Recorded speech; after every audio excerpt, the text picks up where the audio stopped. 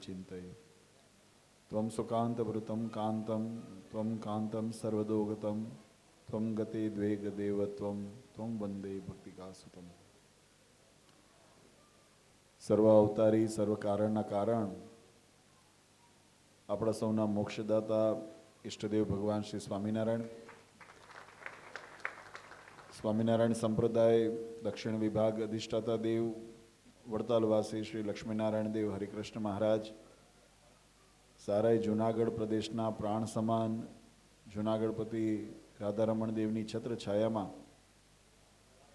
ભગવાન શ્રીહરિના ચરણ કમલથી અંકિત થયેલ પવિત્ર પાવન ભૂમિ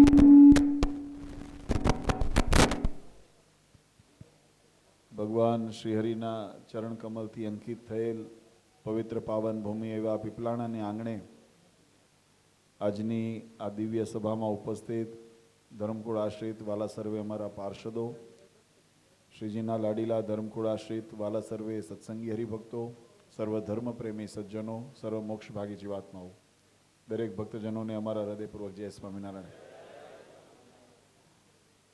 વાલા ભક્તો,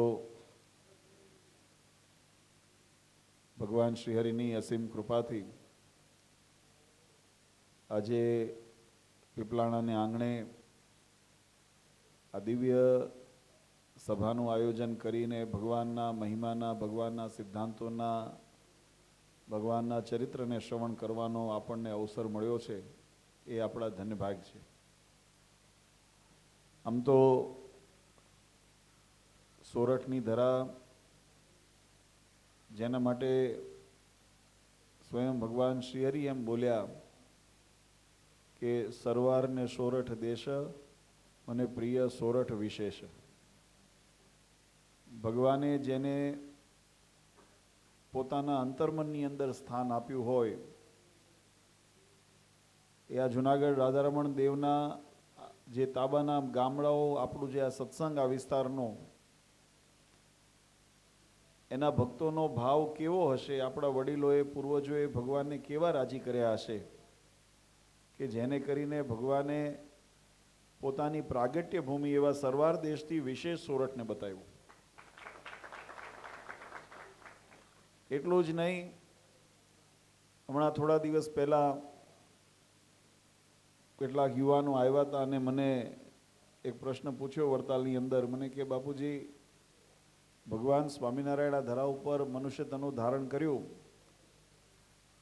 તો કોઈ મોટા એવા શહેરની અંદર, એવા કોઈ ધામની અંદર, એવા કોઈ સ્થાનની અંદર જન્મ ન લીધો, છપૈયા જેવું નાનું ગામડું કેમ પસંદ કર્યું? આપણને મનમાં એમ થાય ને, મહારાજે જો અહીંયા દીક્ષા ગ્રહણ કરી તો આ પીપલાણાનું નાનું ગામ કેમ પસંદ કર્યું?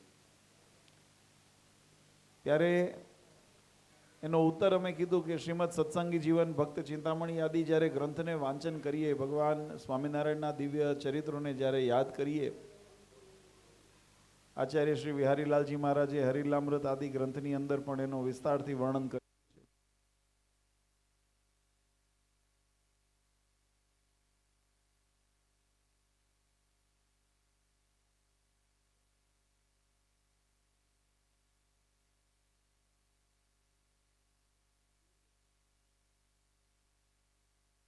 મહારાજ જ્યારે પધાર્યા અને અહીંયા દીક્ષાનો વિધિ આપણે સદગુરુવર્ય રામાનંદ સ્વામી દ્વારા જ્યારે એ વિધાન થયું તો એની પહેલાં એનું વર્ણન કરવામાં આવ્યું છે કે આ સ્થાન કેવું હતું. અને જો એને બારીકાઈથી આપણે વિચારીએ તો એ સ્થાનના માટે જે શાસ્ત્રોની અંદર નંદ સંતોએ જે એનો મહિમા લખ્યો છે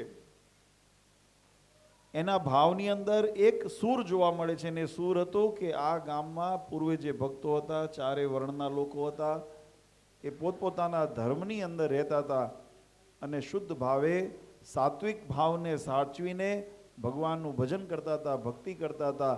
એટલે આ ભૂમિનું તપબળ હતું.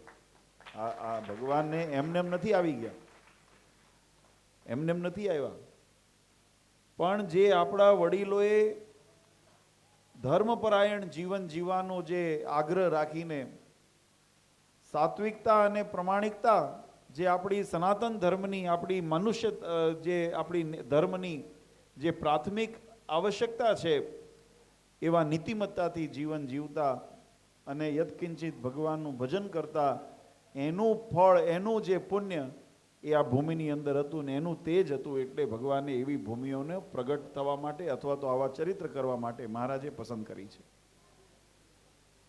આજે સંસારની અંદર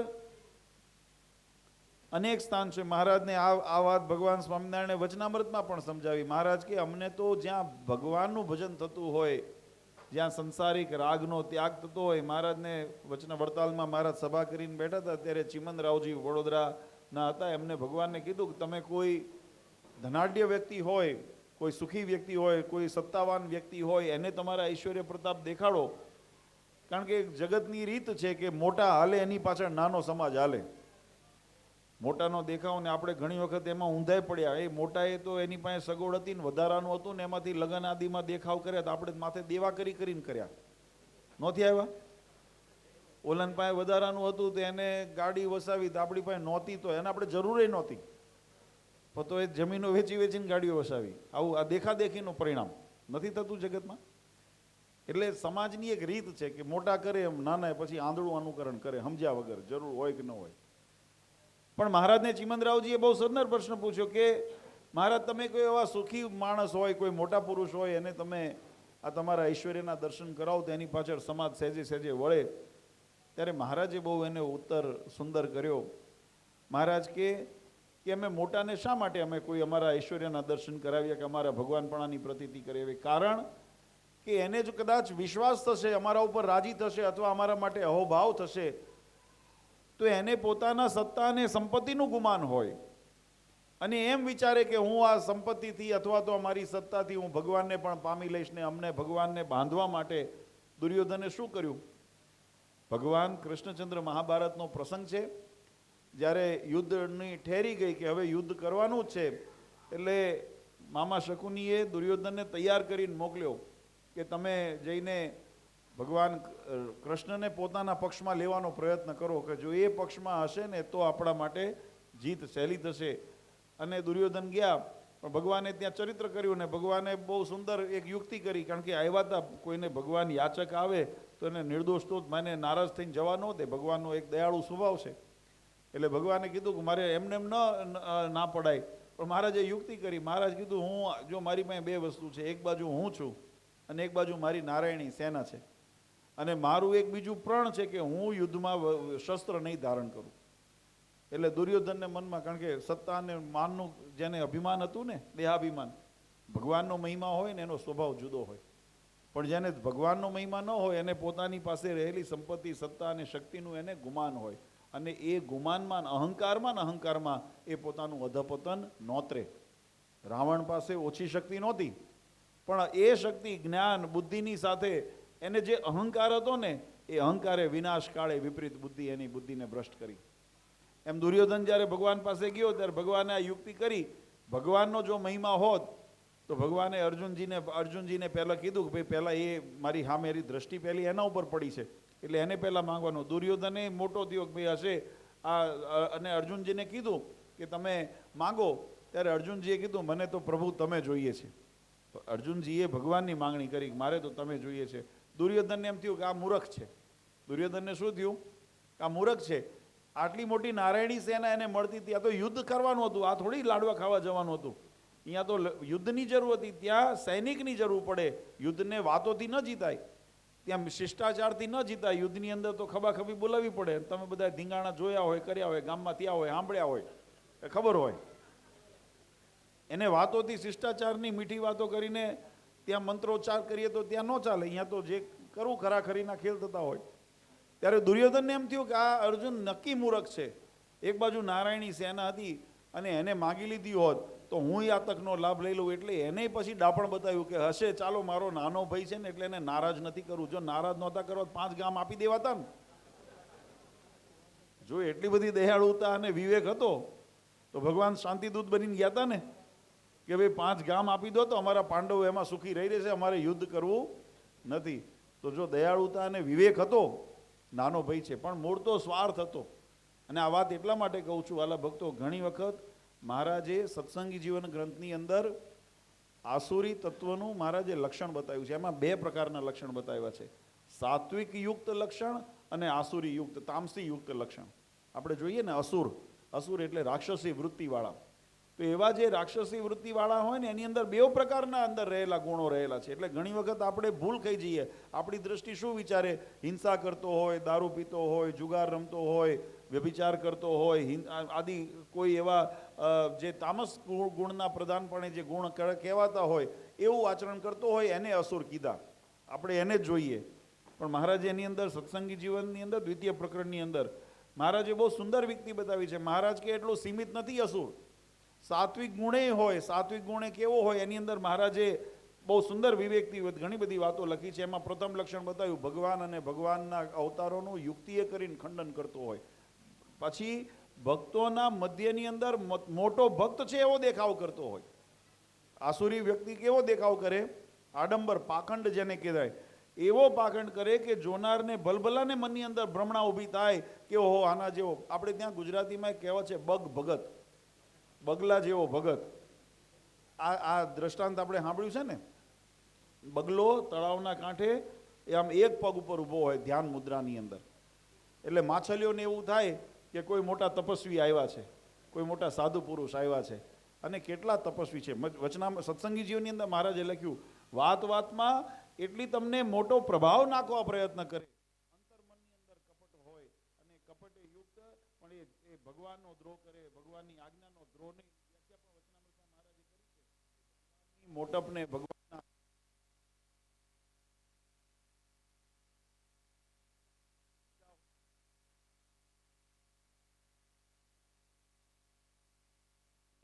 વચનામૃતના શબ્દો એટલે એવા દ્રોહ કરતો હોય, ભગવાનના અવતારોનું ખંડન કરતો હોય, ભગવાનના ભક્તોનું ખંડન કરતો હોય. મહારાજ કીધું અમે અમારા ભક્તોનું, ભગવાનના ભક્તોનું હૃદય દુભાય નહીં એનો અમે પણ સાવધાની રાખીએ છીએ. ત્યારે એને ભગવાનના ભક્તોના હૃદય દુભાવવામાં પણ એને શંકા ન પડે. અથવા એનો જીવ એ આસુરી વૃત્તિ છે પણ કેવી છે? સત્વ ગુણમાં ઢંકાયેલી છે. તામસી તો દેખાણી, ક્રોધ કરે, દારૂ પીવે, વ્યસન કરે એટલે આપણને ખબર પડે કે આ તામસ ગુણ યુક્ત આસુર છે. પણ જે સાત્વિક ગુણની અંદર હોય એમાં પણ આસુરી વૃત્તિ મહારાજ આવા લક્ષણ બતાવ્યા. અને આ કહેવાની પાછળનું કારણ વાળા ભક્તો એટલા માટે કહું કે મહારાજને એક વખત મહારાજ ગરડાની અંદર વાસુદેવ નારાયણના ઓરડાની આગળ સભા કરીને બેઠા હતા. પછી મહારાજે એક બહુ સુંદર પ્રશ્ન પૂછ્યો. મહારાજ કે આ સંસારની અંદર જીવાત્મા જે જન્મ લે છે એને કેટલાક અનુભવ થતા હોય છે. આપણને બધાને અનુભવ થાય છે પણ આપણી દ્રષ્ટિ વિચાર ત્યાં સુધી કદાચ આપણે વિચારીએ નહીં એટલે પહોંચે નહીં. મહારાજે બહુ સુંદર વાત કરી. મહારાજ કે આ શરીરને નાશ થતા જગત આખું જાણે છે, દેખે છે. આપણે નથી જોયું શરીરનો નાશ થતા, કોણે નથી જોયું? કોઈના ઘરમાં મૃત્યુ ન થયું એવું બન્યું છે? આપણે બધાએ જોયું છે ને. બધાનો અનુભવ છે. અનુભવ જોયું એટલે આપણે અનુભવ કરેલો છે કે આ શરીરનો એક દિવસ નાશ થવાનો છે. હવે આ વાત સત્ય છે, જાણીએ છીએ, જોયેલી છે. આ ચૈતન્ય તત્વ જુદું પડી જાય છે.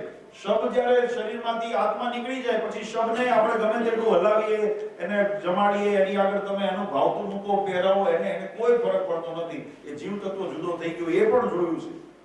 આ બધું જોયા પછી જીવને જગતનું મહત્વ છૂટતું નથી. આપણે વિચારીએ, કોઈ દિવસ ચિંતન કરજો કે આપણે રોજ જોઈએ છીએ છતાં પણ મહાભારતની અંદર પ્રસંગ આવે છે જ્યારે યુધિષ્ઠિર ને પાંડવો જ્યારે લાક્ષાગૃહમાંથી બચીને નીકળ્યા પછી જંગલની અંદર ભટકતા હતા. એમાં માતા કુંતીને જ્યારે તરસ લાગી છે ત્યારે એ પાણી લેવાને માટે પાંડવો ગયા છે અને એમાં એ તળાવ જે હતું એ યક્ષના આધિપત્યનું હતું. એટલે યક્ષે કીધું મારા પ્રશ્નના જવાબ આપો. પાંડવોના બીજા 4 ભાઈઓ એટલે ભીમ, અર્જુન વગેરે, નકુલ, સહદેવ વગેરે જવાબ ન આપ્યો એટલે મૃતપ્રાય થયા. પછી યુધિષ્ઠિર ગયા છે. એનો સંવાદ ત્યાં યક્ષનો અને યુધિષ્ઠિરનો બતાવ્યો છે. એમાં એક પ્રશ્ન પૂછ્યો છે કે આ જગતમાં મોટામાં મોટું આશ્ચર્ય શું છે? આ જગતમાં મોટામાં મોટું આપણે કહેવાય કે અજુકતું વસ્તુ શું કહેવાય? આશ્ચર્ય એટલે અજુકતું, જે ન સ્વીકારી શકાય છતાંય છે. તો એમાં યુધિષ્ઠિરે એનો જવાબ આપ્યો છે કે આ સંસારની અંદર મહદ છે. લગભગ કોઈ એવો દિવસ નહીં હોય કે જીવાત્માએ મૃત્યુ નહીં જોયું હોય. આપણે કદાચ મનુષ્યના સગાવાલા, કુટુંબી છાપા ખોલો તો કોકનું વાંચ્યું હશે. એટલે એક કોઈ દિવસ એવો નથી જતો કે જે દિવસે મૃત્યુનો સાક્ષાત્કાર આપણને ન થયો હોય, પ્રત્યક્ષ કે પરોક્ષ રીતે.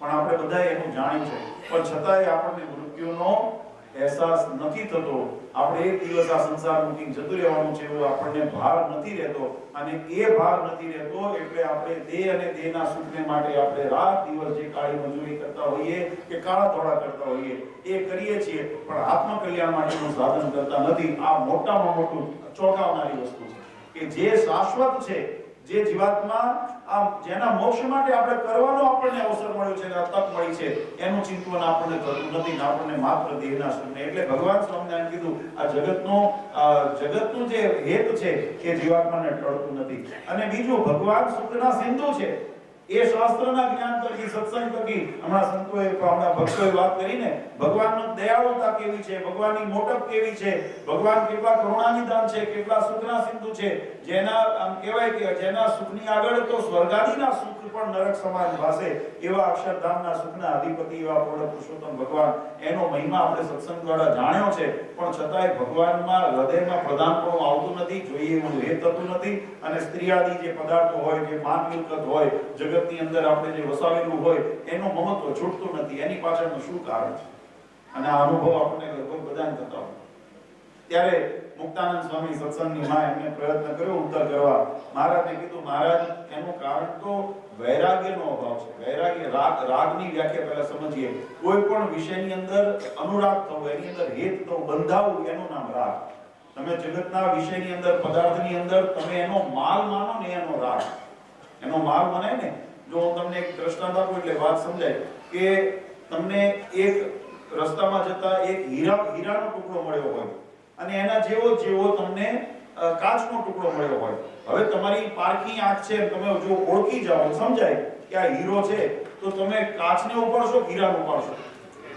સ્વાભાવિક રીતે આપણે હીરાને ઉપાડશો. ચાલો કદાચ એની અંદર પરીક્ષાનો પ્રશ્ન આવે, પણ નોટ તો આપણે બધા વાપરીએ છીએ ને, સરકારી ચલણ.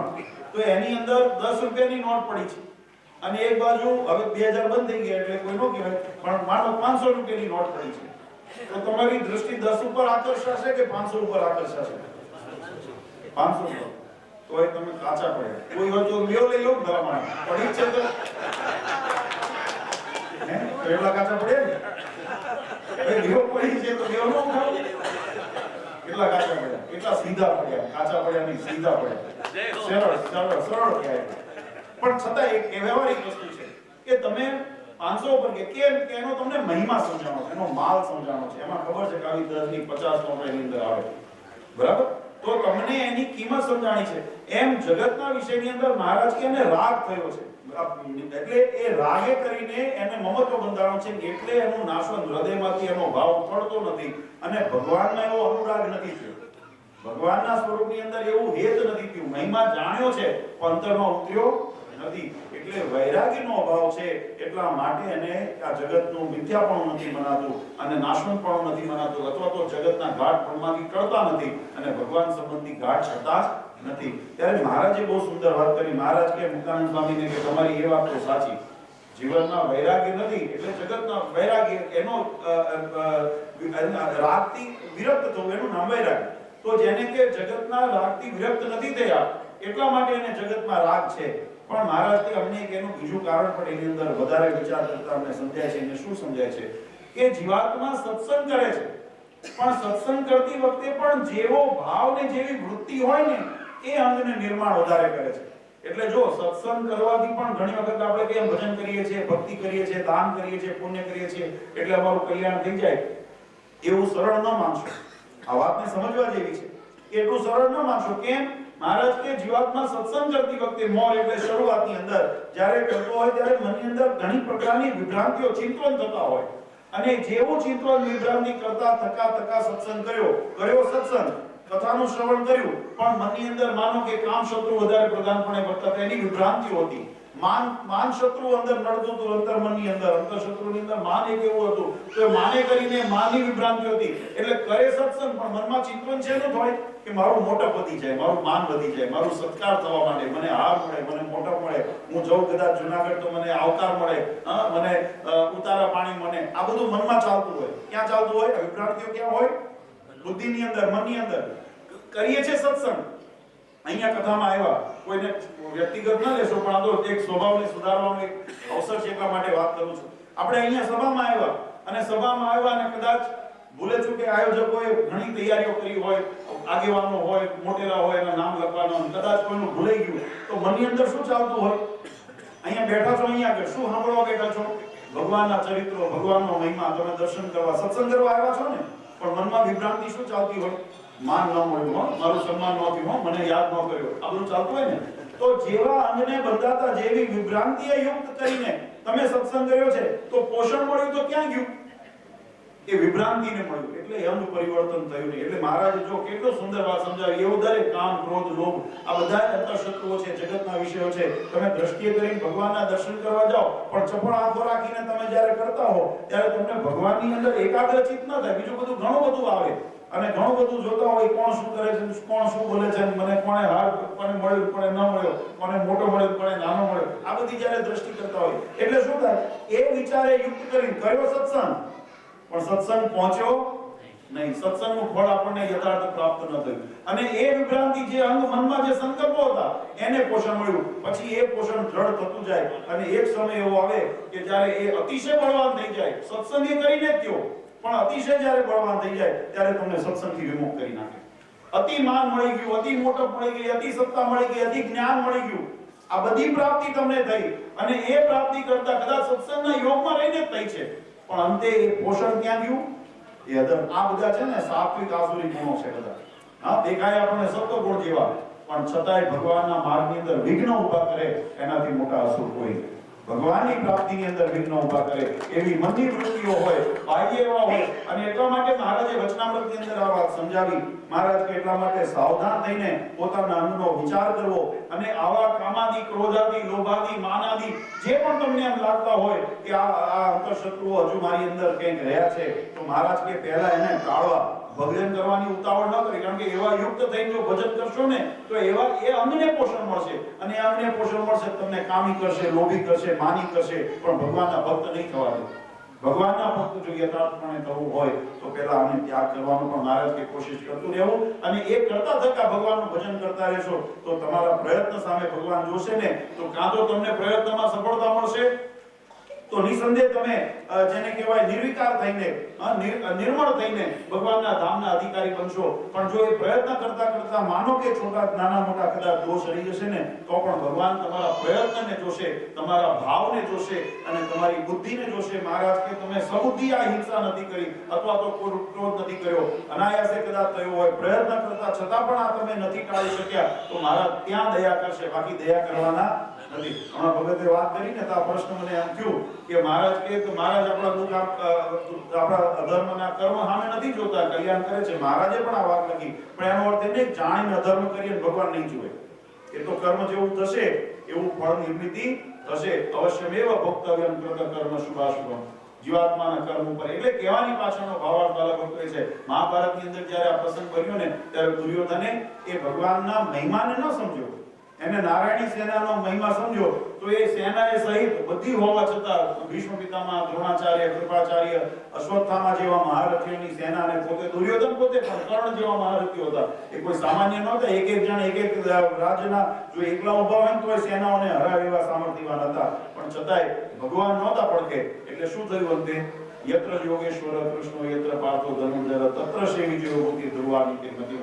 ભગવાન જે પક્ષે હતા એ ધર્મનો વિજય થયો. એના આવું કસોટી ગણી છે, સહન કરવું પડ્યું અને ધર્મ યુદ્ધ હતું એટલે કરવું પણ પડ્યું, અનિવાર્ય થયું હતું. કારણ કે ધર્મને રક્ષા માટે, ધર્મના સંસ્થાપન માટે જ્યારે યુદ્ધ પૂરું થયું ત્યારે માતા કુંતી બધા જઈને ભગવાન કૃષ્ણને ઠપકો દીધો કે તમે આ ધાર્યું હોત તો તમે અટકાવી શક્યા હોત. પણ ત્યારે ભગવાન કૃષ્ણે કીધું કે હવે આમાં બાવળિયા બહુ ઉગી ગયા હતા ને, હવે જો મારે આમાં ખેડ કર્યું હોય ને તો એને જેસીબી માર્યા સિવાય છૂટકો જ નહોતો. બહુ પ્રયત્ન કર્યા ટાળવા માટે, પણ ભગવાને મનુષ્ય પ્રયત્ન કર્યા. ભગવાન અંતર્યામી હતા, બુદ્ધિના નિયંતા હતા. પણ જો ભગવાન જ બધી બુદ્ધિનું કર્મ કરે, કારણ કે ઘણી વખત આપણે એમ કહીએ ભગવાનની ઈચ્છાથી બધું થાય, એટલે ભગવાનની ઈચ્છાથી ઘણું થાય. ભગવાનની ઈચ્છાથી આપણને શક્તિ મળી છે, સામર્થ્ય મળી છે, આંખ મળી છે જોવા માટે, કાન મળ્યા છે સાંભળવા માટે, મોઢું મળ્યું છે બોલવા ખાવા માટે, હાથ પગ મળ્યા છે કર્મ કરવા માટે. એટલે ભગવાને આપણને શક્તિ આપી છે, ભગવાને આપણને બુદ્ધિ પણ આપી છે. પણ સાથે સાથે ભગવાને નિયંત્રણ નથી આપ્યું. એટલે નિયંત્રણ એટલે ભગવાને નિયંત્રણ નથી કર્યું કે ભગવાન આપણું માથું આમ ફેરવે, આમ જુઓ ને આમ જુઓ. એને આપણને વિવેક શીખવાડ્યો. આ વાત સમજવા જેવી છે. ભગવાને શિક્ષાપત્રીની અંદર આપણને આજ્ઞા કરી શું જોવું ને શું ન જોવું. વચનામૃતની અંદર મહારાજ આપણને બતાવ્યું કેવું કરવું કેવું ન કરવું, શું સાંભળવું શું ન સાંભળવું, શું ખાવું શું ન ખાવું. આ બધો વિવેક આપણને ભગવાને શીખવાડ્યો. હાથ પકડી નથી મહારાજ લઈ ગયા, પણ આપણને માર્ગ બતાવ્યો છે. અને એવી અપેક્ષા રાખી છે કે અમે તમને જે શક્તિ આપી છે, હું એક સામાન્ય દૃષ્ટાંત આપું એટલે તમને ખબર પડે. આમાં ઘણા બધા પાસે ડ્રાઇવિંગ લાયસન્સ હશે. ડ્રાઇવિંગ લાયસન્સ, ગાડી મોટરસાઇકલ ચલાવવાનું લાયસન્સ હોય ને, એ સરકારે ઇસ્યુ કર્યું ટ્રાન્સપોર્ટ ડિપાર્ટમેન્ટને. હવે સરકારના કર્મચારી તમારી પાછળ ફરે છે જોવા માટે કે તમે આ નિયમ પ્રમાણે ચાલો છો. તમે લાયસન્સ લીધું હશે, પરીક્ષા લીધી હશે ને, તમને ગાડી ચલાવતા આવડે છે કે નથી, તમને નિયમની ખબર છે કે નહીં, લાલ લાઈટ આવે તો શું કરવું એમ પૂછ્યું હશે તો તમે કીધું હશે લાલ લાઈટ આવે તો ઊભું રહેવું પડે, બમ્પ આવે ધીમું પડવું પડે.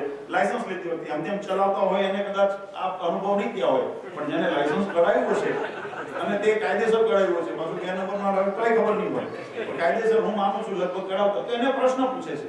એટલે એનો ઉત્તર તમે આપો છો કે લાલ લાઈટ આવે એટલે ઊભું રહેવું પડે, બમ્પ આવે એટલે ધીમું પડવું પડે, સાઈડ આપી હોય તો સાઈડ લાઈટ આપવી પડે, હાથ બતાવવો પડે. આ બધું તમે એને કીધું હશે, એને તમારા જવાબથી સંતુષ્ટ થઈને એને તમને લાયસન્સ આપ્યું. હવે તમને ખબર છે એટલે તમે એ વિશ્વાસ મૂક્યો કે તમે હવે ગાડી બરાબર ચલાવશો. પછી એ તમારી પાછળ નથી પડતા અને ભૂલે ચૂકે તમે કોઈ જગ્યાએ લાલ લાઈટ ઉડાડી અને એના ફોટામાં આવી ગયા, પછી શું થાય? પહેલા તો ચાલતું તો, હવે તો ફોટા પડે છે સીધા. આપણા વિસ્તારમાં નહીં લાગ્યા હોય, લાગી ગયા, માણાવદરમાં લાગી ગયા, તો થોડા જુનાગઢ લાગી ગયા, તો આવશે છેડો નથી, શરૂઆત થઈ છે તો પડે છે સીધા ફોટા.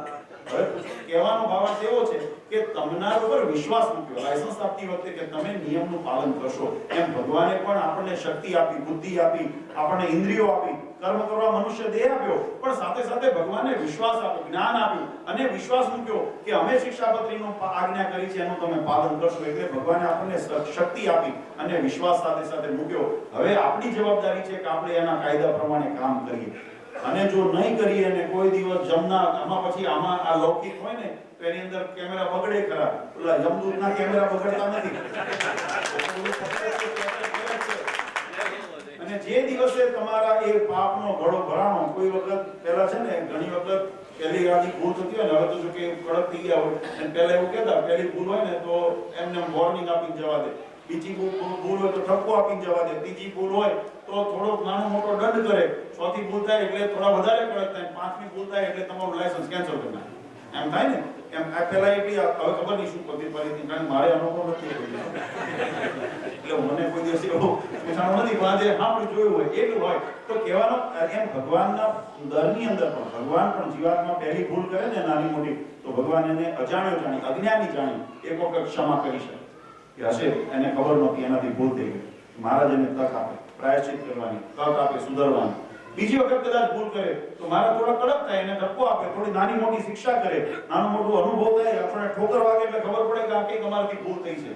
એટલો કરે. મહારાજના છે ને આપણે કહીએ છડીમાં દેખાતી એ નથી ને અવાજે નથી આવતો, પણ વાગે ખરી. આ વાત સમજવા જેવી છે.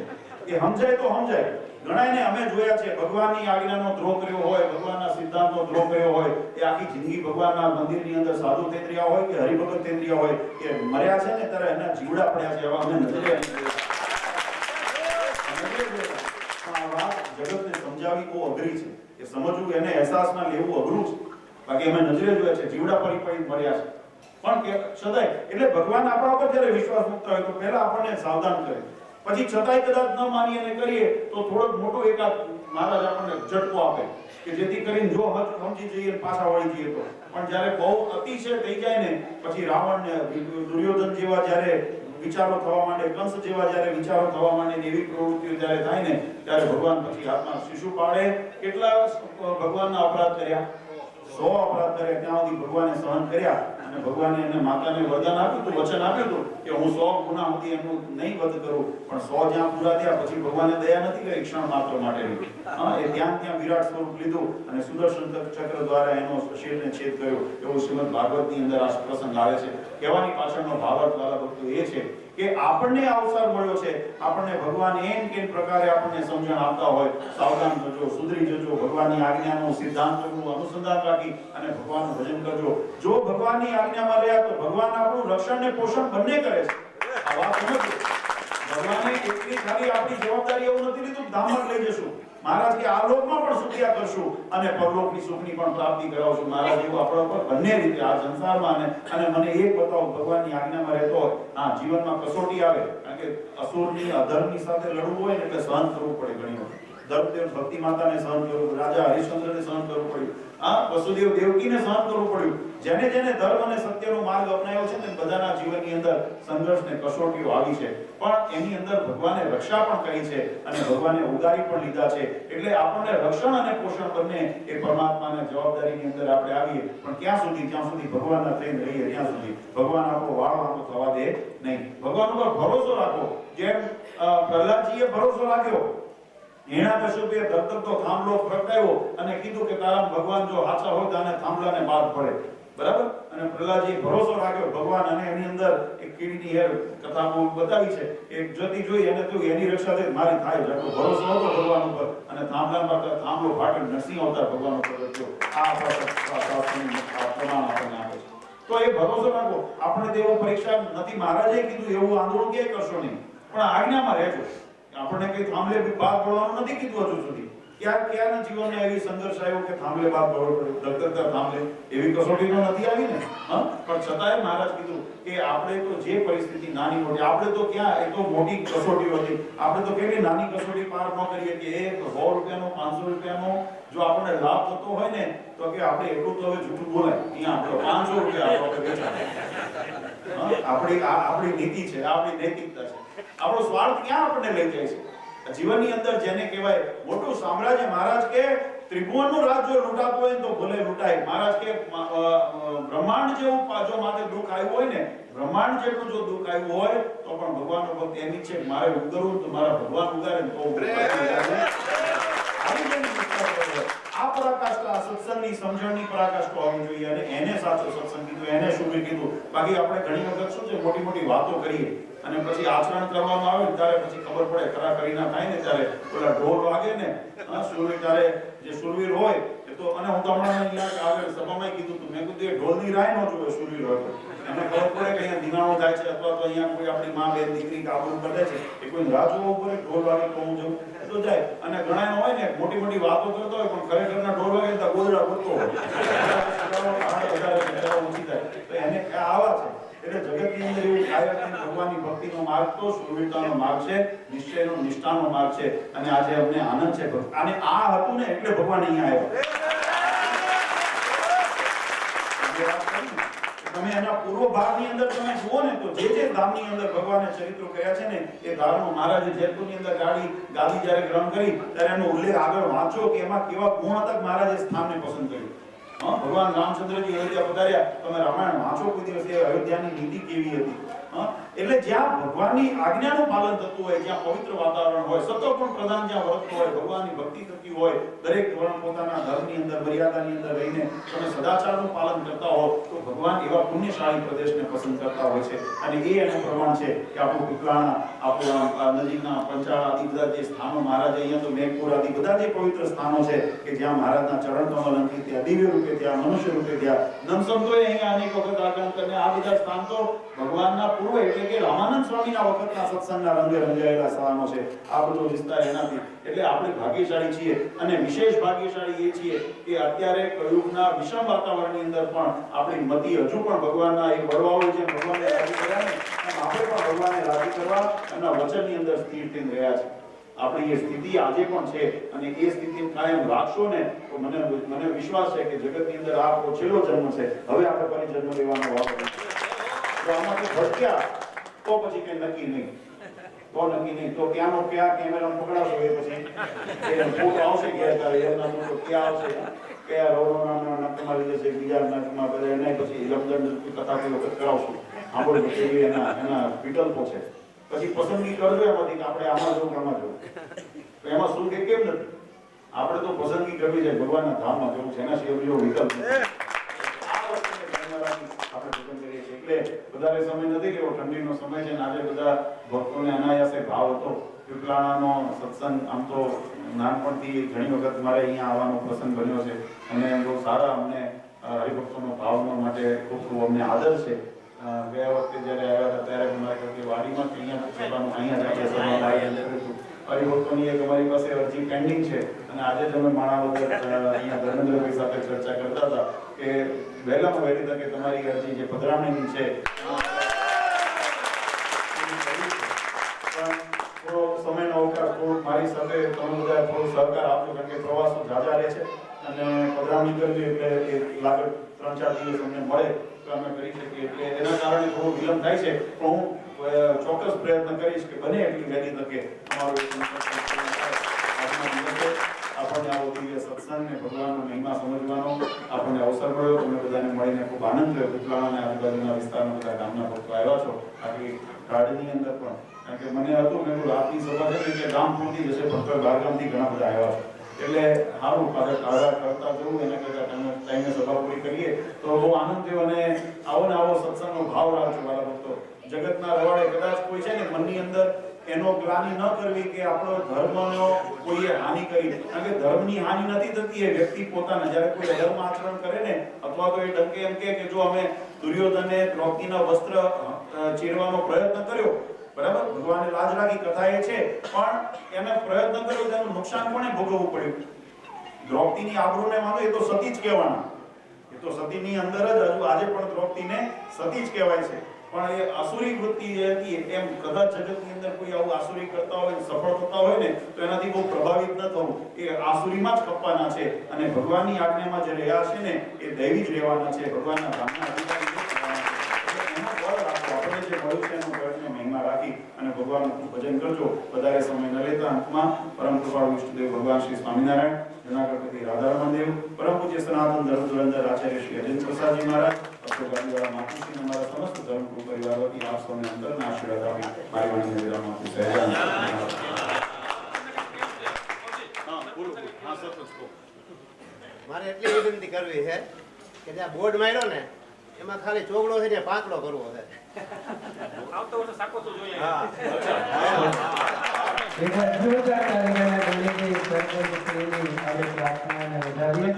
સંકલન કરાવી લેજો જરા. જુનાગઢ દેશના આપણે નંદલાલભાઈ બામટા છે કાર્યક્રમ બધું સંભાળી રહ્યા છે એમની સાથે વાત અને ચીજ કરી લેવી એવી મહારાજશ્રીની આજ્ઞા છે.